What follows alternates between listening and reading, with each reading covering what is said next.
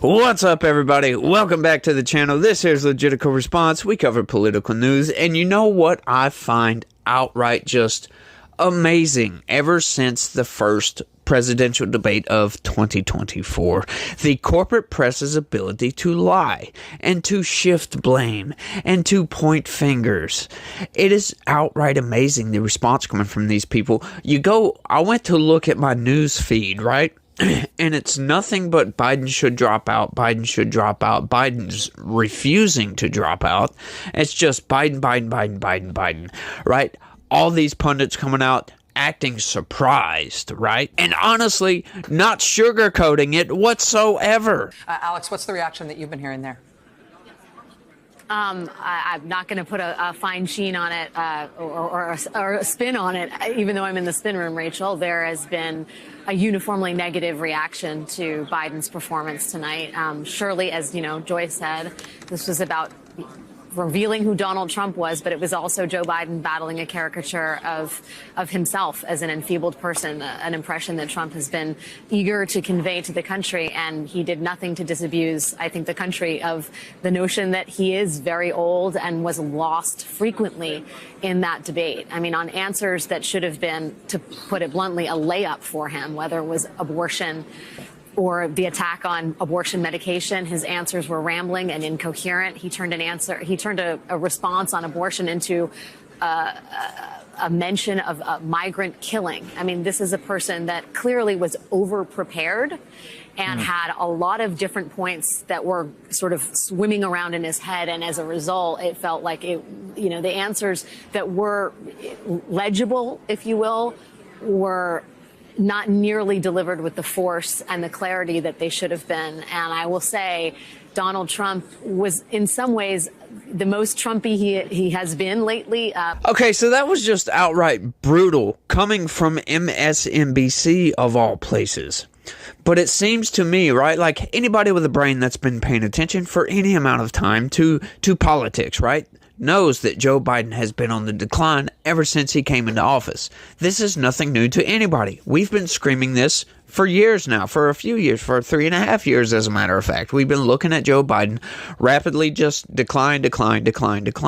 So when he got up on that debate stage, I mean, we were all predicting, like, this is going to be terrible. Donald Trump is going to smash Joe Biden, and as a matter of fact, he did.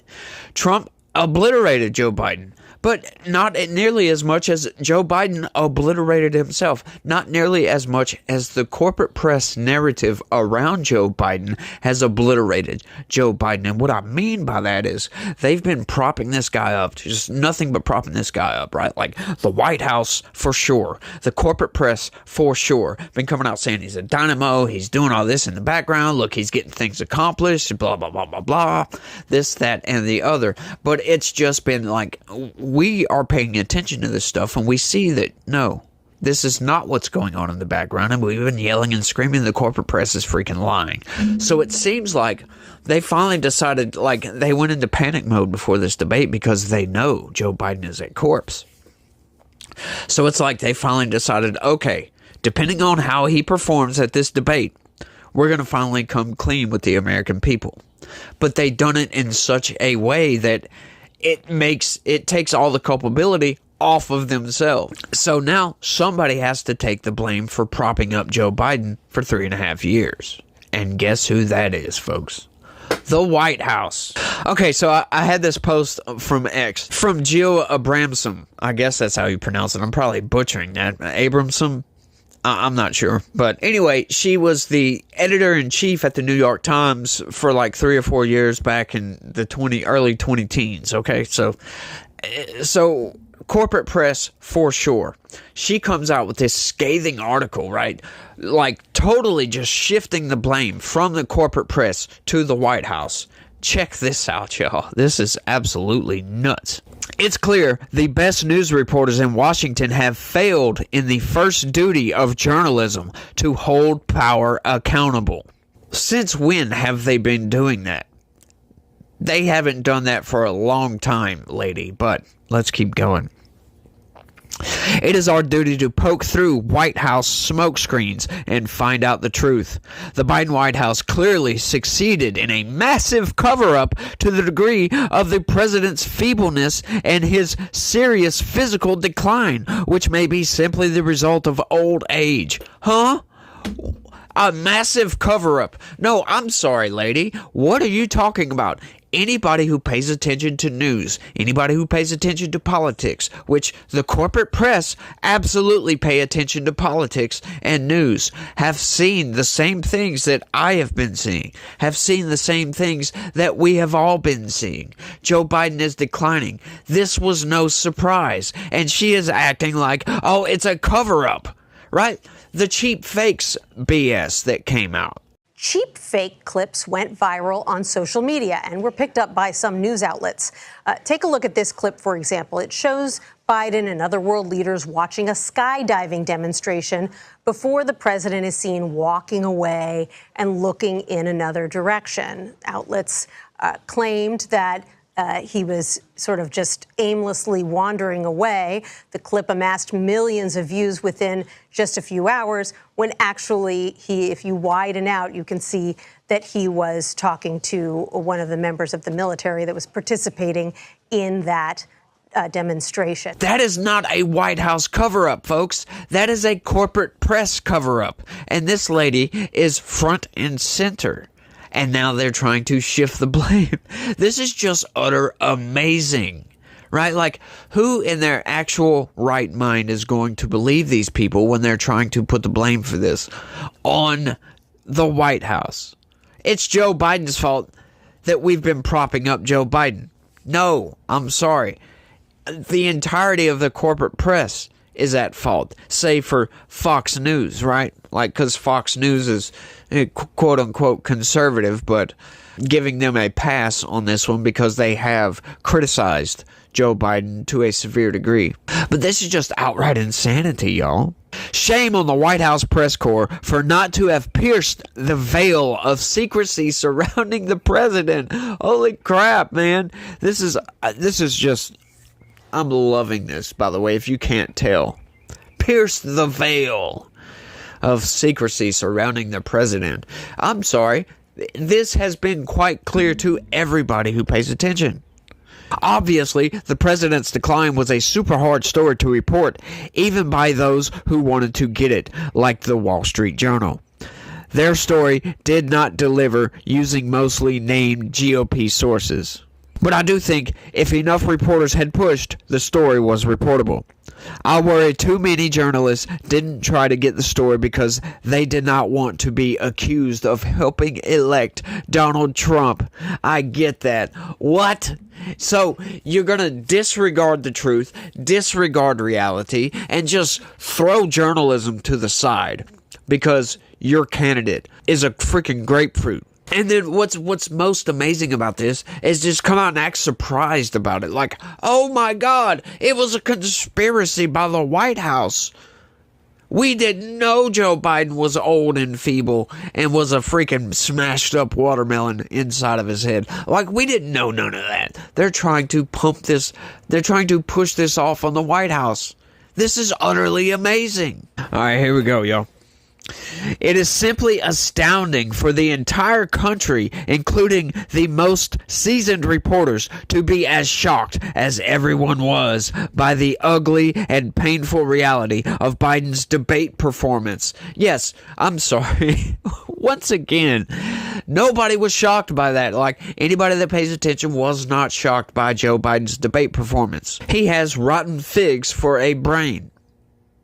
This is no surprise to anybody, once again, but leave it to the corporate press to try to shift the blame to the White House. Like, who's going to take the blame for this, right? Like, the Democrat Party is in absolute free fall right now, y'all. They don't know what to do. They're wanting to swap candidates out 4 months before the election. Oh my God, Donald Trump is going to win. Like, these people are just outright evil. Instead of taking accountability for their actions, instead of realizing that they back the wrong guy, essentially, right? Like, these people, I don't understand. They try to portray Donald Trump as evil. What has he done that's evil? Name something that's factual, that's evil. Yeah, not much. You can't really name much right there, right? Like, Donald Trump had a very good presidency, but leave it to the corporate press and the Democrats to try to spin that as bad somehow, and then prop up the Biden administration as some sort of savior, right? Like, y'all remember, all the adults are back in charge. Like, what? No, come on, get the hell out of here, you guys. These people are nut jobs. They're freaking insane, if you ask me. Once again, I cover these stories all the time. I see the lies. I see what they're trying to do. They prop up the Democrats and lie to the American people, cover stories up, just totally hide facts away, like you don't have to be responsible for your actions. And this is just utterly amazing to see the shock, right? Like, nobody is surprised. Once again, nobody that was paying attention didn't see this coming. And I'm shocked that the corporate press is coming out and trying to act surprised about this. The corporate press is absolutely coming out, trying to act surprised, act like, oh, we had no idea Joe Biden was a corpse. Like, come on, dude. Like, do you think the American people are really buying it? I don't know. Maybe you guys are. Let me know down in the comment section if you were surprised by Joe Biden's debate performance. But I wasn't personally surprised, and nobody I talked to was personally surprised, right? And I don't understand what these people's problem is with Donald Trump. Anyway, they build up this whole narrative around this guy, but when you dig through that narrative and you find all the facts, you realize that, hey, Trump is not such a bad guy. As a matter of fact, he was a net positive for the country. He did a really good job as president. Now, sure, he made some mistakes. You can't deny that, right? Like, everybody makes mistakes. He hired some really bad people for his administration. That's a genuine criticism for Donald Trump, right? He didn't really handle COVID all that well. But once again, what can you do about that? It's a global pandemic. Who would have done a better job? We really don't know. There's no way to know because nobody has done anything of that scope before in the country. No president has ever had to deal with a global pandemic since, 1918, for goodness sakes? And that was well before social media. That was well before cable news. That was well before information traveled at light speed. So people couldn't know information right away. So it's just the fact that what the corporate press has become, right? It's almost a mirror image of Congress, if you will. Nothing but corruption, nothing but lies. And then when they get caught with their hand in the cookie jar, essentially, they don't know what to do but shift blame. It's utter amazing to watch. But let's finish this out. And it is laughable and immoral for Democrats to blame the press now for overreacting to that reality. The reports of how bad Biden was are certainly not exaggerated, nor are the reports of Democrats in panic. Oh my God, that is certainly true. The Democrats are in utter panic mode. They don't know what to do with this. They don't know, should we prop up Kamala Harris? Should we continue to back Joe Biden? Should we try to put Gavin Newsom in? Or maybe Josh Shapiro or some other Democrat, right? Like, none of this is going to work. How about back RFK Jr.? Like, what's wrong with RFK Jr., y'all? For the most part, he's a Democrat.